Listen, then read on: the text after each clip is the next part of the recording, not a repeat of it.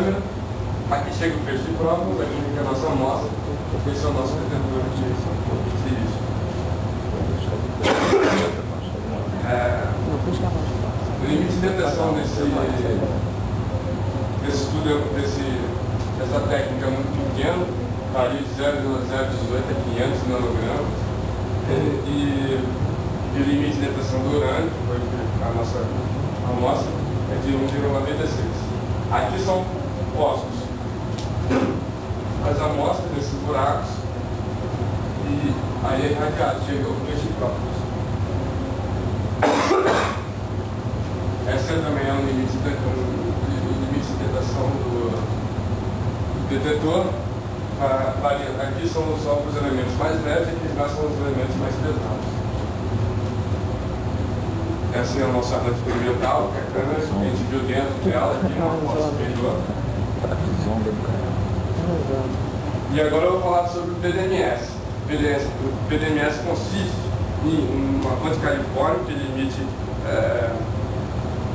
duas partículas em sentidos opostos, e essas partículas incidem na amostra. Essa amostra fica com esses íons meio que flutuando, meio que perde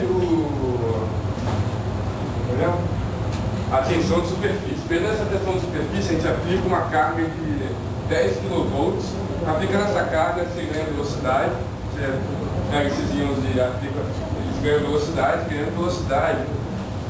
A gente tem... Perdeu a animação.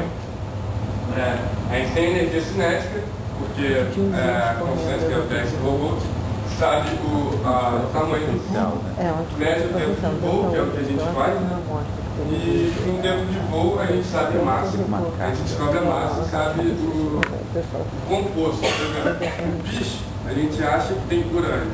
Nesse aí a gente acha a que o urânio está associado, que é o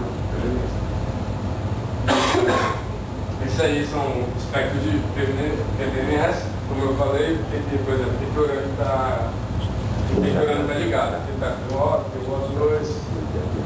Esse aqui é o espectro inteiro.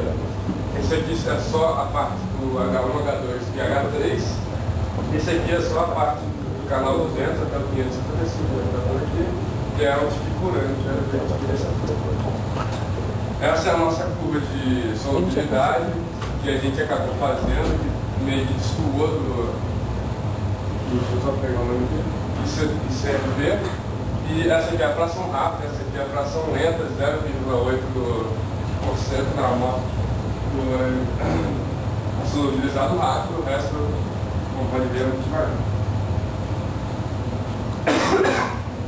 Então, como conclusão, o que o nosso estudo viu que os valores recomendados pelo CRP estão diferentes do que a gente achou, que os valores do CRP também são adotados como referência no Brasil, e são diferentes do que a gente achou.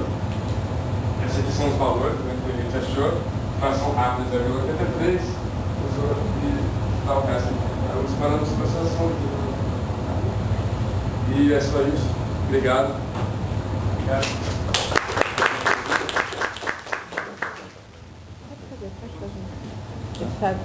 Pode fazer. Uma pergunta, a última coisa que você falou aí foi que os valores que você encontrou são diferentes dos valores da SRP. Tem que ser bastante corajoso para falar isso, né? Porque a SRP é um órgão assim, bastante confiável dentro da nossa área, né? Então seria interessante talvez colocar numa próxima apresentação assim, uma tabela dizendo os valores que foram encontrados e os valores da SRP, e mostrar a diferença. Porque diferença pode ser 1%, ou pode ser 10%, né? O que é diferente, né? E até, talvez, justificar, discutir um pouquinho mais, assim, porque a metodologia que você usou, que levou a essa diferença, ou realmente os valores da SRP estão desatualizados? O que levou a essa diferença? A gente, quando a gente fez isso, tiveram vários outros estudos parecidos com o nosso, de outros lugares do mundo, né, que deram o mesmo resultado que o nosso, que é totalmente diferente do CRP. A gente está de acordo com os resultados do nosso valor. O problema é que a CRP considera todos os óxidos, né, se comportando da mesma forma. E enquanto que, por exemplo, os óxidos no caso, o yellow cake, né, os compostos, ele classifica em solúvel, insolúvel e adota os parâmetros para grupos assim, de substâncias consideradas solúveis ou insolúveis. E no caso, nós determinamos valores específicos para o DUA, né? Para esse tipo de DUA, quer dizer, um outro DUA pode apresentar parâmetros diferentes, tá? Ou seja, o DUA produzido lá em Caetité apresenta esse tipo de comportamento, entendeu? Quer dizer, não é que a SRP ela não pode botar uma tabela para cada composto, para cada produto. Então ela faz um genérico, né? É a mesma coisa. Se você não sabe o tamanho do aerosol, adota 5. Não quer dizer que o aerosol seja 5. No caso de não saber, adote isso. No caso de não saber, adote aqueles valores padrões. E esses valores padrões diferem um pouco do caso específico do nosso DUA. Também não dá para você comparar óxido com diurato de amônio. É outro composto. Se você disser, deu diferente, quais são os Não, mas no caso a gente comparou os valores porque ele classifica o diuranato de amônio como solúvel e a gente comparou os parâmetros para a solubilidade, tá? Então, para compostos solúveis. Mas quando você pega os resultados, por exemplo, de outros grupos de pesquisa para